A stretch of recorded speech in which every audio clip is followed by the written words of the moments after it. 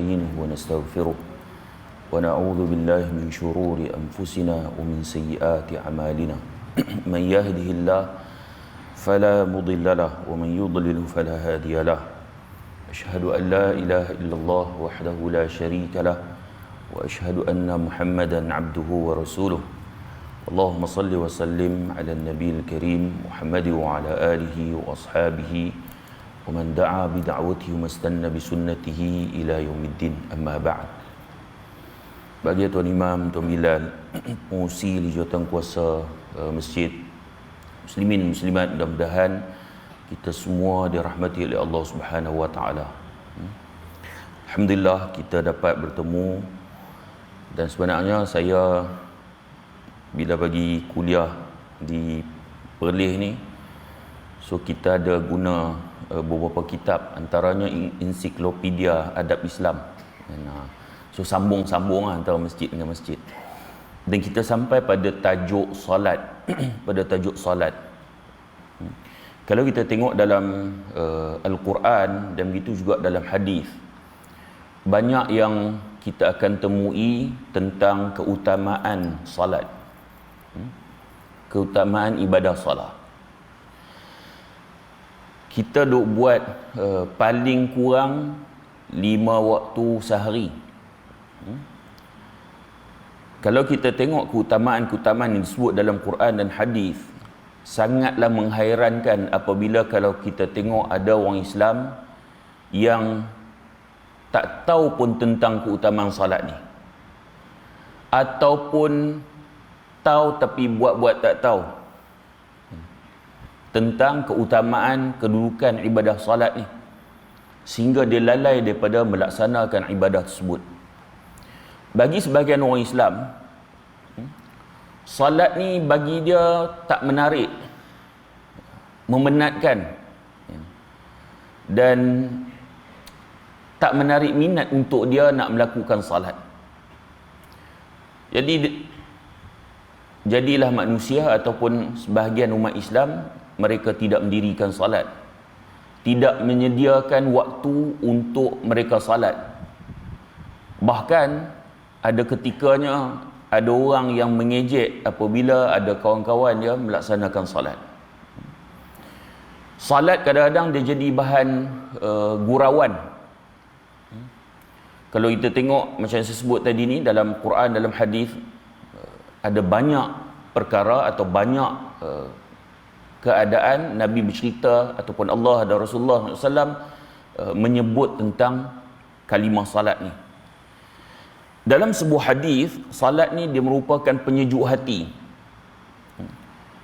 Kata Nabi SAW, hubbiba ilayya minad dunya an-nisa' wat-tayyib wa ju'ila qurratu aini fi salah.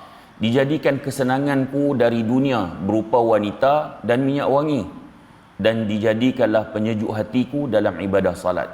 Hadis An-Nasa'i dan hadis Ahmad juga, dan hadis ini sahih. Nabi kata dijadikan kesenangan bagi dari dunia merupakan wanita. Kan? Jadi kalau lelaki dia suka pada wanita tu normal lah tu. Kan? Apatah lagi kalau dia dapat isteri yang salihah. Kan? Lagilah merupakan sejuk hati bagi dia. Dan begitu juga Nabi kata Nabi suka minyak wangi. Kan? Tuan-tuan, bagi lelaki, bagaimana Nabi SAW, Nabi suka dengan minyak wangi, patutnya lelaki kalau nak keluar pakai minyak wangi lah. Kan? Sebab Nabi suka, Nabi sentiasa wangi. Tapi bagi perempuan janganlah. Kan? Nak wangi boleh tapi di rumah. Dan Nabi sebut dijadikan penyejuk hatiku dalam ibadah salat. Salat tu sendiri menjadi penyejuk hati. Tu Nabi sebut. So salat sekarang hak kita duk buat tu, adakah menjadi penyejuk hati? Ataupun sekadar kita menunaikan tanggungjawab, selesai, habis? Yang tu masing-masing ada jawapan. Kan? Masing-masing ada jawapan. Dia tahu dia punya level salat tu macam mana. Dia tahu solat dia menjadi penyejuk hati ataupun Allah masuk pula dah waktu. Kan? Dia tu level mana? Nabi juga pernah bersabda, Nabi kata, "Qum ya Bilal fa'arihna bis-salah." Wahai Bilal, berdirilah, nyamankanlah kami dengan mendirikan salat. Hadis Abu Daud. Jadi salat tu sendiri Nabi sebut nyamankan, selesakan dengan salat. So salat ni bukan sekadar menunaikan tanggungjawab. Salat Nabi sebut dalam hadis menjadi penyejuk hati. Salat juga menyamankan diri. Itu salat. Bahkan salat adalah zikir. Salat adalah zikir. Sebab tu bila zikir, dia akan menjadi hati tenang. Ala bi zikrillah tatmainnul qulub. Tidakkah dengan berzikir hati jadi tenang? So salat itu adalah zikir. Bila salat, hati akan jadi tenang. So salat kita macam mana? Tenang ke tak? Ke duk fikir macam-macam? Salat kita sepatutnya seorang itu bila salat, hati dia menjadi tenang. Sebab salat ni dia sebagai satu interaksi antara kita dengan Tuhan. Dialog kita dengan Tuhan, permintaan kita dengan Tuhan. Seorang hamba berdiri di hadapan Tuhannya dengan rasa tunduk, dengan rasa penyerahan diri, dengan bertasbih, memuji-muji dan membaca Al-Quran, khususnya Al-Fatihah, mengagungkan Allah. Dan bila seseorang itu salat, dia bukan saja dia merendahkan diri, bukan saja dia tunduk pada Allah, dia menghadap pada Allah, bahkan dia memuji Allah, dia minta juga keperluan dunia dan akhirat dalam salat dia. Maknanya salat ni kira lengkap. Bahkan salat mencegah seseorang itu melakukan yang kemungkaran. Sebab tu bila seseorang itu salat, sepatutnya terhalang dia daripada buat segala kemungkaran. Sebagaimana Allah Subhanahu wa taala berfirman, "Innas salata tanha 'anil fahsya'i wal munkar." Sesungguhnya salat itu menghalang seseorang daripada buat perkara keji dan mungkar. Kalau orang tu salat dia betul, maka dia tak buat perkara keji dan perkara mungkar. Sebab tu para ulama dia bincang tentang macam mana yang dikatakan salat itu menghalang seseorang daripada buat perkara keji dan mungkar. Paling tidak waktu dia salat tu dia tak buat perkara keji dan mungkar. Kan? Paling tidak waktu dia salat tu. Sebab ada orang yang memang buat perkara keji mungkar tapi dia salat. Ada. Dia tak tutup aurat tapi dia salat. Kan? Jangan pula kata dia, Allah nampak je solat tapi tak tutup aurat, baik tak payah solat. Jangan cakap macam tu. Dosa tak tutup aurat tu, itu satu dosa. Dosa tak solat pula dosa yang lain. Sebab tu jangan kata hang solat saja tapi mengumpat, baik tak payah solat. Kan dalam masyarakat kita selalu sebut macam tu kan. Tak boleh macam tu. Mengumpat dosa lain, tak solat dosa lain pula, bahkan lagi besar. Baik, jadi paling minima seseorang tu bila dia berdiri untuk solat, dia tak buat perkara keji dan dia tak mungkar, tak buat perkara mungkar. Bila dia nak solat, dia tutup aurat. Sebelum tu dia buka aurat, tapi bila dia nak solat, dia tutup aurat. Paling tidak waktu solat tu telah terhalang daripada dia buka aurat. Pandai pula dia cari telekung, bagi perempuan lah khususnya. Kan?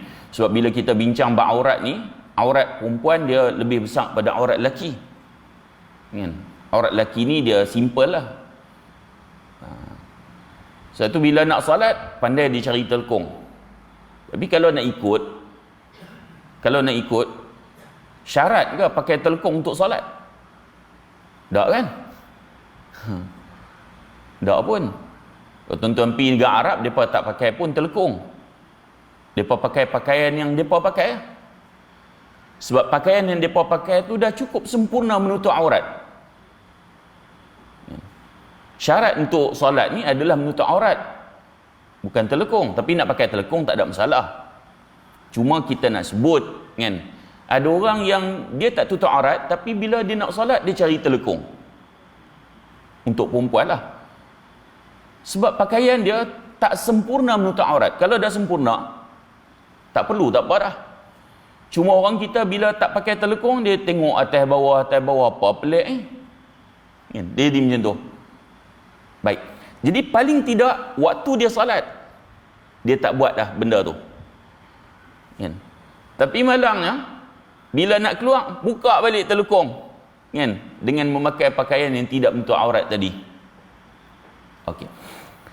Sebab tu ada orang yang setelah dia selesai salat, dia curi kasut. Kita baca ayat tadi ni, sesungguhnya salat itu mencegah daripada perbuatan keji dan mungkar ya. Tapi dia keluar, dia curi kasut. Sebab tu para ulama' dia kata paling minima waktu salat tu dia tak buat benda keji dan mungkar, paling tidak. Adapun kalau dia buat juga, so maksudnya kualiti salat dia tu kualiti yang sangat rendah, sehingga salat dia tidak mampu untuk menghalang dia buat perkara keji dan mungkar. Kalau kualiti salat seseorang itu, kualiti salat dia kualiti yang berada di tahap yang tinggi, maka dia tak buat benda keji dan mungkar. Maksudnya seseorang itu dinilai kepada salatnya. Kalau salatnya bagus, maka akan diterjemahkan dalam kehidupan seharian dia, juga akan bagus. Kalau salat dia bermasalah, akan diterjemahkan dalam kehidupan harian dia bermasalah. Kalau kita duk rasa macam hati tu jenis suka buat dosa, nak kena cek. Boleh jadi dalam salat kita ada yang tidak sempurna. Boleh jadi. Apa benda yang salat aku ni ada masalah, sampai hati aku ni kira rasa macam nak buat dosa. Nak kena cek pada salat. Baik. Salat dalam Al-Quran disebut sebagai penolong manusia berkaitan dunia dan berkaitan agama dan dunia. Sebab tu Allah tahu wasta'inu bis-sabri was-salah wa innaha lakabiratun illa 'alal khashi'in. Jadikanlah sabar dan salat sebagai penolongmu, dan sesungguhnya yang demikian itu sungguh berat kecuali bagi orang yang khusyuk. Dalam kita nak urusan agama dan dunia, Allah sebut jadikan sabar dan salat sebagai penolongmu. Nak apa-apa pun. Nak apa-apa pun. Ista'inu bis-sabri was-salah. Mintalah pertolongan dengan sabar dan salat. Ada orang minta ke Allah, sabar pun tak ada, salat pun tak ada. Yang Allah suruh, bila kita nak minta sesuatu pada Allah, dia kena ada dua ciri. Satu, bis-sabr, dengan sabar. Yang kedua, dengan salat. Kita kadang duk minta ke Allah dan pasal apa lah kan, tak makbul lagi. Boleh jadi sabar kurang. Boleh jadi ada benda yang tak kena pada salat, sebab Allah sebut wasta'inu bis-sabri was-salah, minta pertolongan dengan kamu sabar dan kemudian kamu salat. Dua elemen tu sangat penting di dalam nak minta pertolongan pada Allah Subhanahu wa taala. Dalam sebuah hadis daripada Hudzaifah radhiyallahu an, beliau kata kana Nabi sallallahu alaihi wasallam idza hazabahu amrun shalla. Dulu dia kata jika suatu perkara menyusahkan Nabi SAW, maka beliau baginda mendirikan salat. Hudzaifah dia kata, Nabi, kalau ada sesuatu yang Nabi ni jadi rasa macam susah, Nabi salat. Kerana salat itu menjadi penenang. Nabi nak minta sesuatu, Nabi salat. Kita kalau ni dia, tuan-tuan, cuba jadikan dalam hidup kita ni, kita nak satu daripada Allah, solat 2 rakaat, minta. Cuba macam tu. Sebab Hudzaifah cerita, Nabi macam tu. Ada benda yang mengusutkan, ambil wuduk, solat 2 rakaat. Kita kalau kita kusut ke, kita jadi macam ni, kadang solat pun jadi lambat.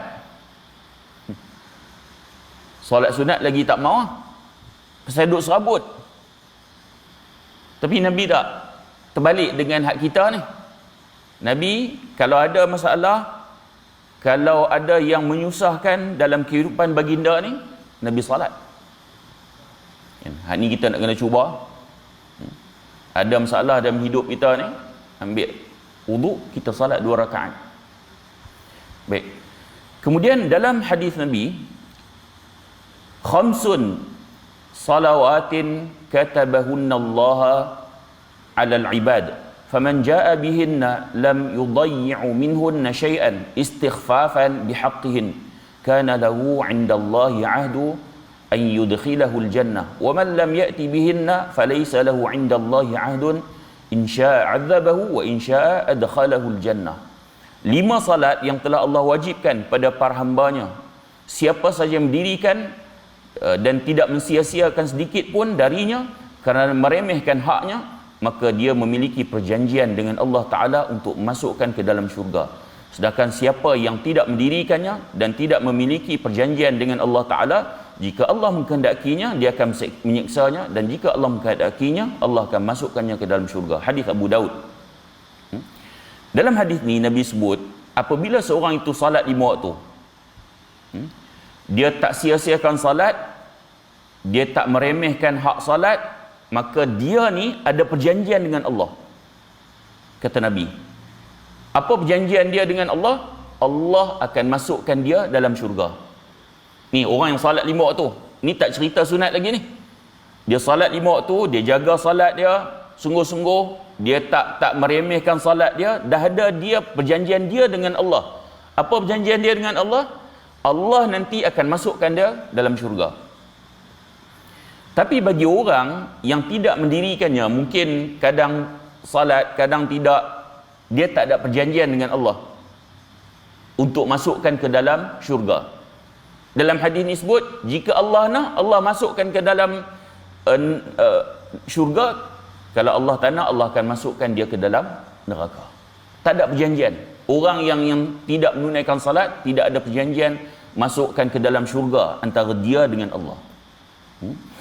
Baik. Gitu juga Nabi sebut as-salatu nur. Salat tu cahaya. Hadis Muslim. Salat itu cahaya. Cahaya ni pelbagai, sebab Nabi sebut umum. Boleh jadi cahaya di wajah. Boleh jadi cahaya di wajah. Sebab tu kadang-kadang orang yang orang tua-tua ni kan, dia melazimi salat, dia jaga agama dia. Kalau anak dia nak lelaki nak minang anak dia nak tengok dulu lelaki tu, tengok raut muka. Kerana orang yang salat ni, tuan-tuan, kadang-kadang kalau tuan-tuan kenal orang yang salat dengan tak salat, kadang-kadang tengok orang yang salat ni muka dia sejuk hati. Tak semestinya nampak bercahaya, tak semestinya nampak sejuk hati. Kalau tengok hak muka-muka hak yang tak salat ni, kadang tengok dia pun dah macam serabut dah. Jadi bila Nabi sebut salat itu nur, cahaya, boleh jadi pada wajah, boleh jadi cahaya dalam kubur, boleh jadi cahaya pada hari akhirat nanti. Namun salat itu menjadi cahaya kepada seorang yang mendirikannya. Dalam hadis Ibn Umar radhiyallahu anhuma, Nabi SAW mengingatkan tentang salat pada satu hari. Kemudian Nabi berkata, man hafaza 'alaiha kanat lahu nuran wa burhanan wa najatan yaumal qiyamah wa man lam yuhafiz 'alaiha lam yakul lahu nurun wala burhanun wala najatun wa kana yaumal qiyamati ma'a Qarun wa Fir'aun wa Haman wa Ubay bin Khalaf. Siapa yang menjaga salat, dia akan dapat cahaya petunjuk dan keselamatan pada hari kiamat, kata Nabi. Siapa yang jaga salat, dia akan dapat cahaya petunjuk dan keselamatan hari akhirat nanti, hari kiamat nanti. Sedangkan siapa yang tidak menjaga salat, dia takkan dapat cahaya. Macam hadis tadi kan, cahaya tu umum, sama ada wajah dalam kubur ataupun akhirat nanti. Nabi kata dia takkan dapat cahaya, dia takkan dapat petunjuk. Orang tak salat, dia takkan dapat petunjuk di dunia lagi, dan dia takkan dapat keselamatan dunia dan akhirat. Pada hari kiamat nanti, kata Nabi, ni lagi dahsyat, akan dikumpulkan orang tak salat ni dengan Qarun, dengan Fir'aun, dengan Haman dan Ubay bin Khalaf.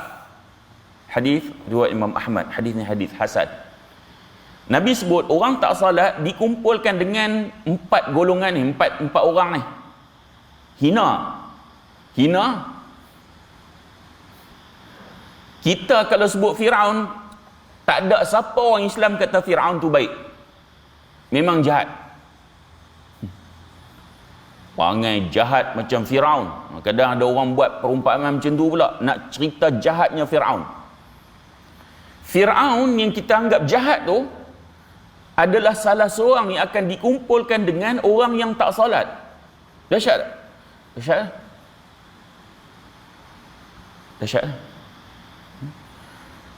Tuan-tuan, kenapa 4 golongan ni, Qarun, Fir'aun, Haman dan Ubay bin Khalaf, kenapa orang tak salat ni akan berkumpul dengan 4 jenis orang ni? Kalau kita tengok dalam dalam Az-Zahabi kan, bincang yang dosa-dosa besar tu, dengan Al-Kabair, ada sebut benda ni kan, Qarun, kalau dia tak salat sebab apa? Qarun ni simbol apa? Harta. Dia lalai kerana harta. So ada tak orang Islam yang lalai salat kerana harta? Ada.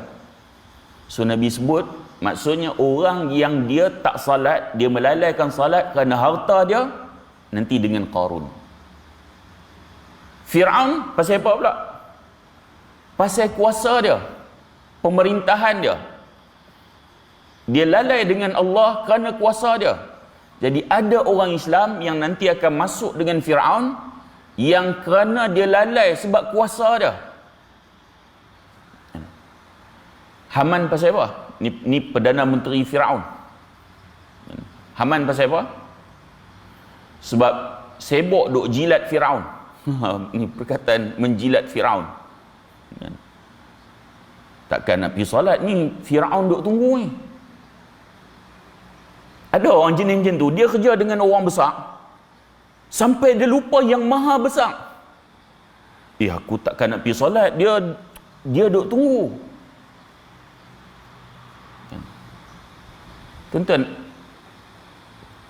kadang-kadang kalau kita tengok, tak kira lah sama ada dia pangkat apa ke, hatta dia sultan ke apa, kadang-kadang hak kita tengok tu, hak lebih-lebih bukan hak orang hak ada pangkat tu, hak duk kerja dengan dia tu,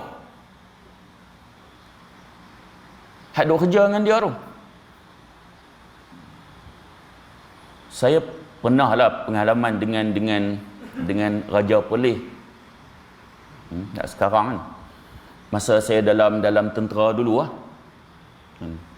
Masa tu saya di 6 Ranger. Sebab Raja Perlis dia Ranger ni kira dia pegang lah kan, under Raja Perlis masa tu. Jadi bila di Istana Hinggap di KL tu, bila dia main, so adalah nak pi, kadang-kadang pi solat di situ kan, ni panggil beberapa orang ranger termasuk pegawai agama kan, ada baca Quran kat situ. Jadi duk jaga raja tu, dia punya ni, kalau ni kena ni, macam dia cerita tu macam Allah, kita susah nak dekat dengan raja ni, macam Oi, jauh ni. Dengar dia punya cerita tu, nanti kalau jumpa cara dia macam ni, macam ni, macam ni. Lepas tu, sekali tu, saya masuk lah dalam bilik kerja kan. Mai Ustaz, saya tak dan, saya pun dah tu ni kan. Mai. Saya tahu Allah.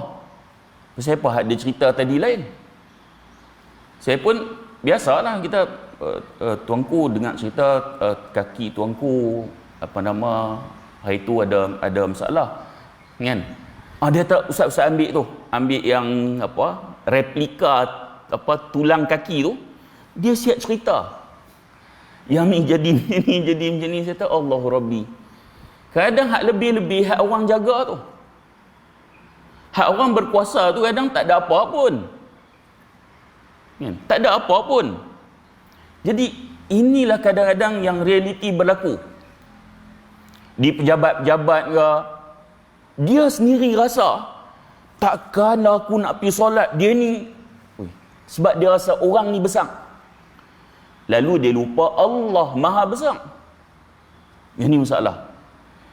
Seorang yang macam ni seolah-olah dia telah membesarkan makhluk lebih pada Allah.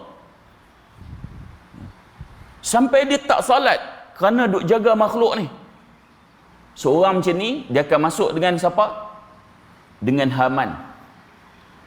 Haman telah melupakan Tuhannya kerana sibuk dengan menjilat Firaun. Bukanlah kita tak suruh patuh dengan ketua kan, tak hormat, bukan. Hormat, patuh. Tapi jangan sampai lupa Allah. Tu yang kita nak cerita tu. Kan? Sebab Haman dia sampai lupa Allah kerana duk sibuk dengan Firaun ni. Baik. Ubay bin Khalaf. Kan? Golongan mana yang akan masuk dengan Ubay bin Khalaf? Ubay bin Khalaf ni dia businessman di Makkah. Dia kira antara orang yang berjaya di Makkah. Ini hartawan di Makkah. Kerana bisnes dia, perniagaan dia, maka dia lupa kepada Allah untuk beriman pada Allah. So orang yang akan masuk dengan Ubay bin Khalaf ni adalah orang yang perniagaan, pekerjaan dia menyibukkan dia sehingga dia lupa pada Allah. Ramai golongan macam ni. Saya tak tahu tuan-tuan, sebab dulu ada keluar pejabat agama mana tu, dia tahu di Malaysia, saya tak tahu kajian tu dia buat, dia ambil yang orang buat master ke apa, saya tak pasti. Tapi ada didedahkan dalam akhbar dulu, banyak tahu dah. Di Malaysia ni dia tahu 80% yang tidak salat secara sempurna. Hak betul-betul 5 waktu ni 20% lah.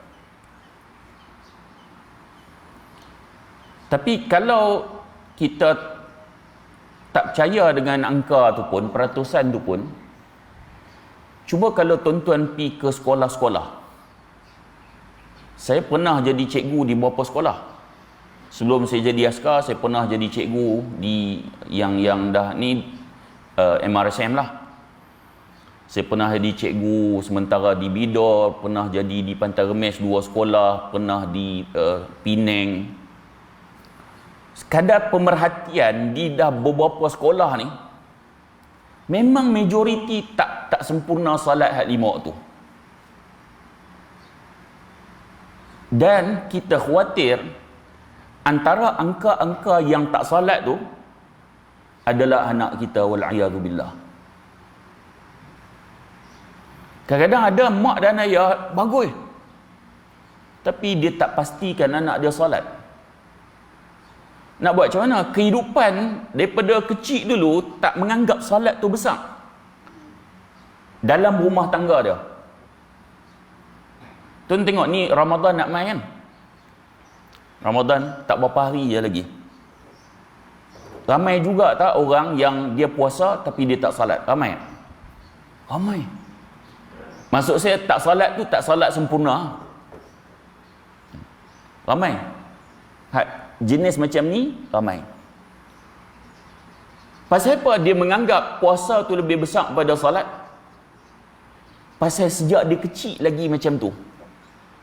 Tak puasa mak dia marah, tak salat mak ayah dia tak marah. Wujud tak dalam kehidupan orang kita? Wujud benda ni. Pasal apa tak puasa? Orang semua puasa, tak malu ke makan salat? Kadang anak tadika dah suruh dah puasa, salat tak suruh. Anak sekolah rendah, hang dah jam 4 dah tak puasa lagi, solat dia tak bising. Jadi anak dia membesar dengan rasa, oh puasa ni mesti, solat tak apa, mak ayah aku pun bukan kisah sangat lo. Puasa mau puasa. Nampak? Akhirnya dia merasakan solat tu dalam rumah dia, solat tu tak besar mana. Salah siapa?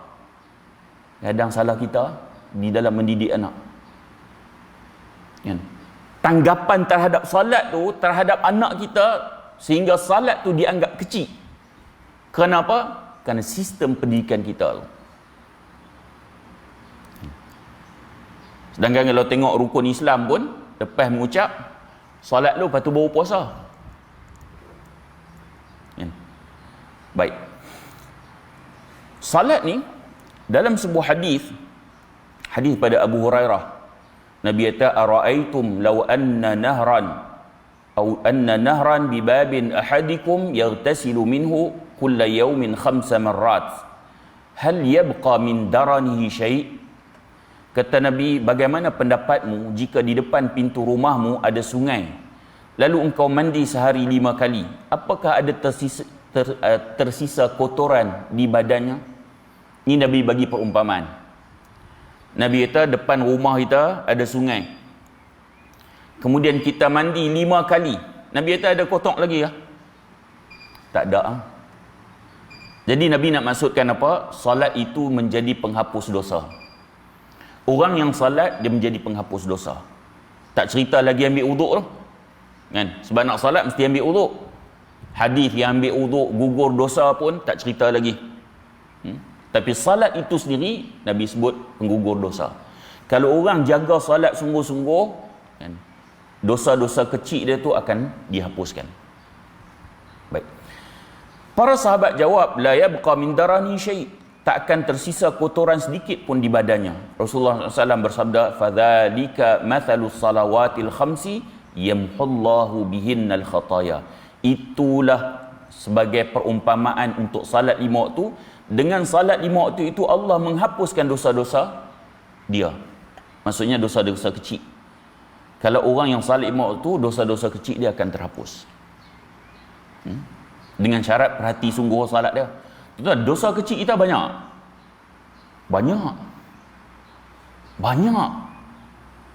Ni duduk dalam masjid mungkin tak ada lah kot. Sekali kita keluar pada pagar masjid dah mula buat dosa. Kalau laki dosa apa banyak? Laki banyak dosa apa? Mata. Kan? Tak payah malu-malu lah cakap. Ni masalah semua lelaki. Kan? Dosa mata. Susah nak jaga. Kecuali orang yang boleh istiqamah, sungguh-sungguh.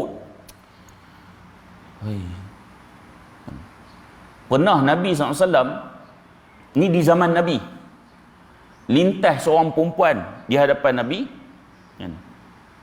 Nabi ada macam satu rasa, Nabi masuk dalam rumah, Nabi selesaikan dengan isteri baginda. Tu zaman Nabi tu, dengan pakaian zaman Nabi. Kalau lani punya pakaian, tak larat nak balik rumah. Cabaran kuat. Cabaran sangat kuat. Kalau perempuan banyak dosa apa? Dosa mulut lah. Kan? Jangan bila kita cerita lelaki, itulah. Sagi jaga balik, aku nak tanya hang tengok perempuan mana. Lelaki kot tu, hak perempuan kot ni pula. Mulut dia pula. Jadi dosa-dosa kecil ni sentiasa ada. Allah nak bagi ruang penghapusan dosa sebab Allah Maha tahu makhluk dia sangatlah lemah. Sangatlah lemah. Jadi antara peluang Allah nak hapuskan dosa dengan salat 5 waktu ni. Salat 5 waktu akan terhapus dosa-dosa kecil tu. Tapi bila dah terhapus dosa-dosa kecil tu, jangan kita anggap mudah pula dosa-dosa kecil tu. Tak apa, boleh tengok mata. Sagi solat terhapus Kan kita dah bincang kualiti solat tu. Kan? Allah nak hapuskan dosa-dosa tu dengan kualiti solat tu juga. Okey. Kemudian solat sikit lagi. Antara penghubung antara Tuhan dengan hamba-Nya. Hadis pada Abu Hurairah, Nabi bersabda, qasamtu salata baini wa baina abdi nisfain wa li abdi ma sa'al. Allah berfirman, aku telah membahagikan salat, iaitu surah Al-Fatihah, untukku dan untuk hamba-Ku. Hadis kursi, Allah kata macam tu. Menjadi 2 bahagian. Dan untuk hamba-Ku sesuai dengan apa yang dia minta.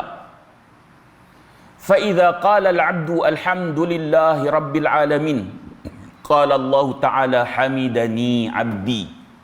Ketika hamba berkata Alhamdulillah Rabbil Alamin, segala puji bagi Allah Tuhan semesta alam, Allah Ta'ala berfirman, hamba-Ku telah memuji aku. Tuan-tuan, kita sedar waktu kita salat, terutama baca Fatihah tadi, kita sedang berdialog dengan Allah. Sedar benda ni. Selalu bila kita baca Fatihah, dia bagaikan angin lalu. Sedap-sedap habis lah Fatihah kita. Sebab benda hafal. Pukul 3 pagi gerak suruh baca Fatihah, boleh tak? Boleh. Maknanya kita boleh baca Fatihah ni di luar sedang. Nampak tak? Sebab benda tu hafal pada kecil. Minda luar sedang kita tu, kita boleh baca Al-Fatihah sebab kita dah hafal lama. Malangnya, minda luar sedang baca Fatihah tu, kita bawa masuk dalam salat. Habis imam baca Alhamdulillah Rabbil Alamin Ar-Rahman Ar-Rahim Maliki Yawmiddin Iyyak. Habis wallah, habis dah. Kita tak sedar, rupa-rupanya yang hadis yang Nabi sebut ni, kita berdialog dengan Allah. Bila kita baca Alhamdulillah Rabbil Alamin, kan? Allah kata, hamba-Ku telah memuji aku. Tuan-tuan, kita sedang kita puji Allah. So start pada hari ini, yang ni kita nak kena ada usaha sikit. Yang mana yang tak hafal lagi makna Fatihah, dah kena hafal dah makna dia. So masuk dalam solat, bila kita sebut Alhamdulillah Rabbil Alamin, dengan rasa sedang kita sedang puji Allah. Baru Allah kata, hamba-Ku memuji aku. Sebab memang hamba dia puji.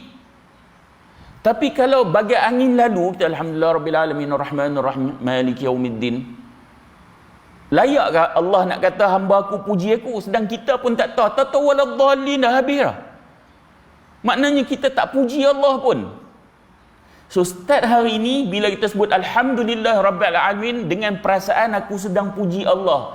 Allah, kan, segala pujian bagi Tuhan semesta alam. Baru Allah akan kata, hamba-Ku puji aku. Kemudian, wa idza qal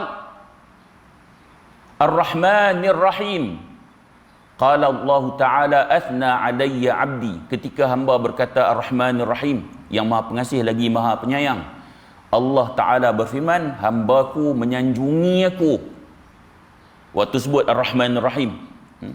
Wa idza qala Maliki Yawmiddin, qala majjadani abdi, wa qala marratan fawwada ilayya abdi. Ketika hamba berkata Maliki Yawmiddin, yang menguasai hari pembalasan, Allah Ta'ala berfirman, hamba-Ku memuliakan aku. Dan terkadang Allah berfirman, hamba-Ku mempasrahkan urusannya kepadaku, menyerahkan urusannya kepadaku. Tu setiap kita dah baca Fatihah tu, kan? fa idza qala iyyaka na'budu wa iyyaka nasta'in qala hadha baini wa baina 'abdi wa li 'abdi ma sa'al. Ketika hamba berkata iyyaka na'budu wa iyyaka nasta'in, hanya kepada kamu ya Allah kami menyembah dan kepada kamu kami minta pertolongan, Allah berfirman, ini adalah antara aku dan hamba-Ku, dan untuk hamba-Ku apa yang dia minta. Kita tak sedar pun kadang kita dah minta dalam solat secara umum, kan? Ia akan memberi kesan kepada doa-doa kita selepas solat nanti ataupun di waktu-waktu lain. Sebab setiap kali kita sebut gitu, Allah akan kata antara aku dan hamba-Ku, dan untuk hamba-Ku apa yang dia minta Allah nak bagi, sebab kita telah meminta di dalam salat kita. Fa idza qala ihdinas siratal mustaqim siratal ladzina an'amta 'alaihim ghairil maghdubi 'alaihim waladdallin qala hadza li'abdi wa li'abdi ma sa'al. Dan ketika kita baca ayat-ayat terakhir Fatihah tu, kan, iaitu jalan orang yang telah engkau beri nikmat kepada mereka, bukan jalan mereka yang dimurkai dan bukan pula jalan yang sesat. Tuan-tuan, kita bila baca ayat ni, kita baca ihdinas siratal mustaqim, ya Allah tunjukkanlah jalan yang lurus. Betul-betul ke kita minta benda tu? Ya Allah tunjukkan aku jalan yang lurus. Kadang-kadang kita di persimpangan, dalam banyak urusan dunia kita di persimpangan, tak tahu yang mana satu, hak mana betul, mana salah. Persimpangan sungguh. Tambah dunia akhir zaman ni, hak betul nampak salah, hak salah nampak betul. Lalu kita minta pada Allah Subhanahu wa taala, ihdinas siratal mustaqim. Wahai Tuhan, tunjukkanlah kami jalan yang lurus. Sedar tak kita dalam salat kita sedang minta kepada Allah jalan yang lurus tu? Sebab tu saya kata, bila kita baca Fatihah tu dalam keadaan angin yang lalu, sebenarnya kita tak minta apa-apa pun. Jalan yang mana? Jalan yang kamu bagi nikmat kepada mereka, dan bukan jalan orang yang sesat, orang yang dimurkai, dan bukan jalan orang yang sesat. Maksudnya bukan jalan orang Yahudi, bukan jalan orang Kristian, orang Nasrani, bukan jalan tu. Lalu bila kita minta jalan lurus, kita tak mau jalan orang Yahudi, tak mau jalan orang Nasrani. Lalu Allah kata apa? Itu untuk hamba-Ku, dan untuk hamba-Ku apa yang dia minta. Maksudnya Allah akan kabulkan, Allah akan bagi petunjuk pada kita, Allah akan jauhkan kita daripada jalan orang Yahudi dan jalan orang Nasrani, sebab kita minta macam tu. Jadi persoalan, saya ulang sekali lagi, betul ke dalam solat kita minta macam tu? Kalau hati kita tidak hadir, kita tak ada perasaan, tak ada rasa pun, kita minta pada macam dengan Allah macam tu, macam mana Allah nak kata macam ni? Allah tahu dalam hati kita? Tahu. Kan? Allah tahu. Baik. Jadi tuan-tuan dan puan-puan sekalian, sebab masa suntuk kan, solat ni satu perkara yang besar. Kalau tuan-tuan tengok perbincangan tentang hukum meninggalkan solat tu pun, kita rasa takut. Hukum meninggalkan solat, sebahagian pandangan, kalau tengok dalam, khususnya dalam mazhab Hambali, dia meninggalkan salat tu boleh menyebabkan jadi kafir. Kafir. Hukum tu macam hukum murtad. Kalau undang-undang Islam suruh dia bertaubat, kalau enggan bertaubat pancung. Jumhur, majoriti para ulama termasuk mazhab Syafi'i, dia kata kufur dun kufur. Kufur yang bukan kufur i'tiqadi, bukan kufur i'tiqad. Sebab ada perkataan ayat-ayat dalam Quran yang menunjukkan, begitu juga hadis menunjukkan perkataan kufur tapi tidak bermaksud terkeluar pada Islam. Contohnya la in syakartum la azidannakum. Jika sekiranya kamu syukur, aku akan tambah. Wala in kafartum inna azabi lasyadid. Jika sekiranya kamu kufur, sesungguhnya azabku sangat pedih. So kufur tu kufur nikmat. Saya selalu sebut tuan-tuan, sebab kita ada kuliah tafsir juga. Kita duk ngaji Quran ni, Ramadan ni kita lebih bersungguh lagi mengaji Quran. Bila sampai perkataan kafir, kan, kafara tu, selalu kita akan merasakan ayat ni tak kena kat kita. Ayat ni kena kat Joe Biden, Presiden Amerika, kena kat Putin, kan, kena kat Perdana Menteri Israel. Sedangkan tidak semua perkataan kafir yang dimaksudkan hadis dan Al-Quran ditujukan kepada orang bukan Islam. Tak semua. Jadi jangan rasa selesa sangat bila jumpa perkataan ayat kafir tu. Jangan rasa selesa, bukan untuk kita. Jadi sebab tu jumhur, majoriti para ulama kata kafir yang dimaksudkan dalam hadis ni bukan bermaksud kafir terkeluar pada Islam. Tapi ini bukan kufur i'tiqadi, bukan terkeluar pada Islam. Yang ni boleh jadi kufur nikmat umpamanya. Kan? Dia ingkar Allah suruh salat, dia tak nak salat. Kan? Itu pun hukuman dia sangat besar. Walaupun kata bukan kufur i'tiqad dalam Islam, boleh membawa kepada hukuman bunuh. Salat ni besar. Tuan-tuan, saya nak mengajak, marilah kita sama-sama menjadikan agenda salat tu besar dalam keluarga kita,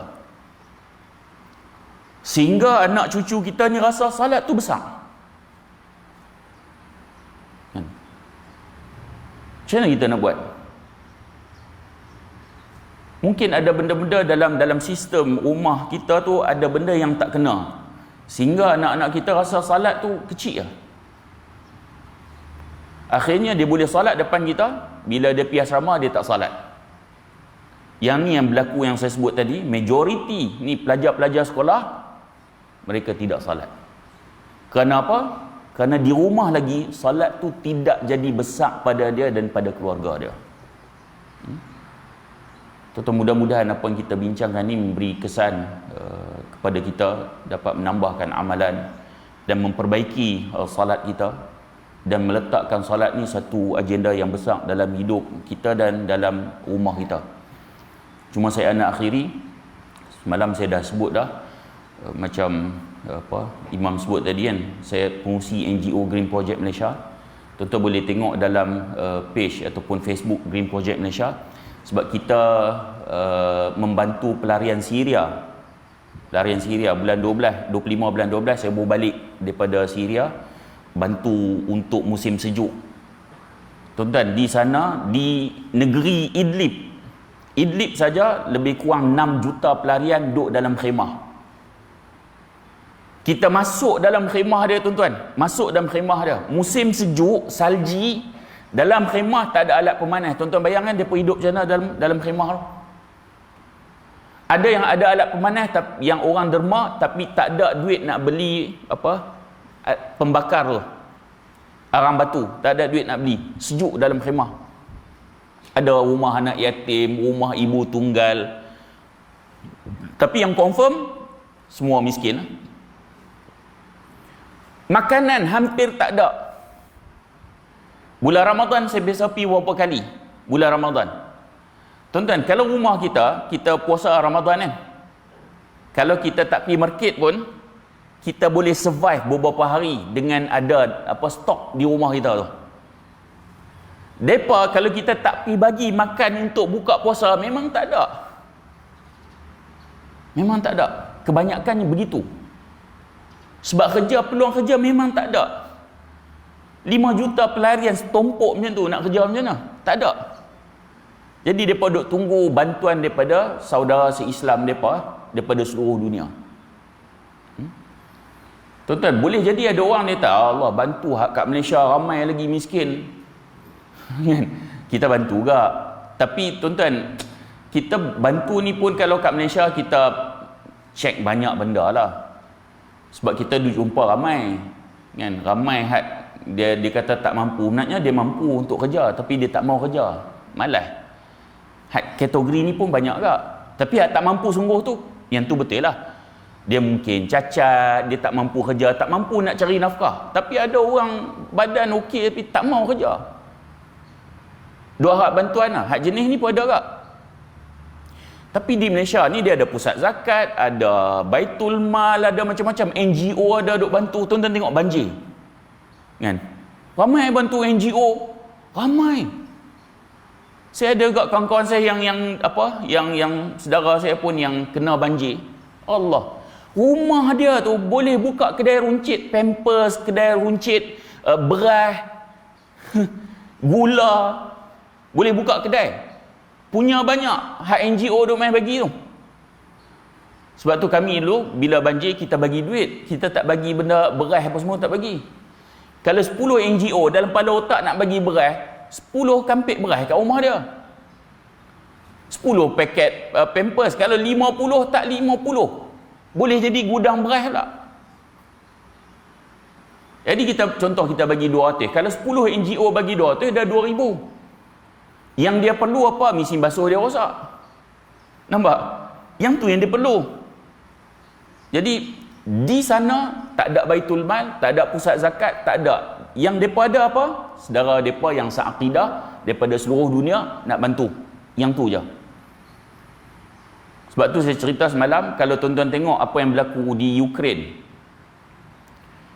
20,000 sukarelawan mai ke Ukraine untuk bantu lawan dengan Rusia.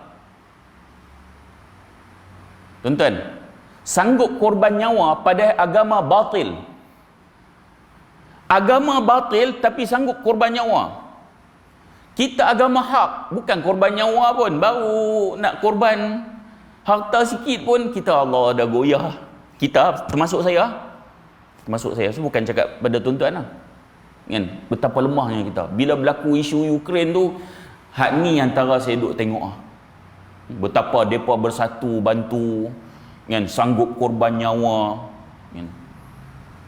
Jadi tuan-tuan, kalau tuan-tuan ada sedikit lebih, tuan-tuan boleh tengok dalam page ataupun Facebook tersebut kan, tuan-tuan boleh infakkan, ada nombor akaun di situ kan. Kalau tuan-tuan tak ada Facebook, tuan-tuan boleh melalui saya, boleh melalui saya. InsyaAllah kita akan salurkan untuk bulan Ramadan ni, sebab kita nak kena bagi awal kan. Satu Ramadan tu kita dah nak kena buat pengagihan dah. Ni ada tak berapa lama dah kan, kita nak transfer duit. Jadi kalau tuan-tuan yang mana yang sudi, tak kira zakat ke apakah, sebab ada juga asnaf-asnaf zakat yang sangat memerlukan di sana, dan juga boleh kita salurkan. Mudah-mudahan pertemuan kita ada manfaat. Kalau terkasar bahasa, mohon maaf, dan saya sudahi dengan aqulu qawli hadza wa astaghfirullahal azim li wa lakum. Wassalamualaikum warahmatullahi